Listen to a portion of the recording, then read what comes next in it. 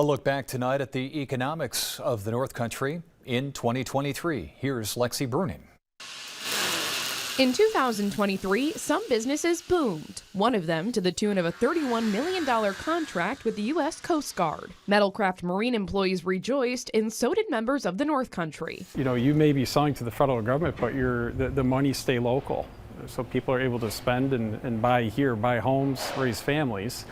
And there's really no better place to do so than the North Country. Despite the contract, 2023 wasn't all smooth sailing for Metalcraft. Later in the year, the company was disqualified from receiving a state contract. However, the battle isn't over.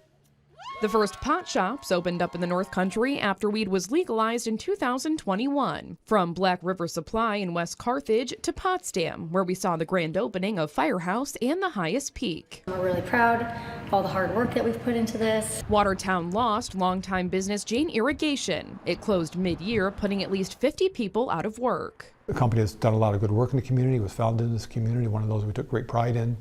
Doing, shipping product all over the world. If workers wanted to stay local, they found other manufacturers like Knowlton Technologies. Despite efforts to save it by federal lawmakers, a biomass plant on Fort Drum closed at the end of April, laying off dozens of employees and taking a toll on the local logging and trucking industry. A lot of loggers and haulers that are impacted here, some of which will likely go out of business. One North Country business continues to come back from the brink. After losing 85% of its business in 2019, frame manufacturer Timeless Frames is working on making a comeback with the help of a $250,000 loan. We like to see local businesses, legacy businesses. They're the ones that are really committed to the community.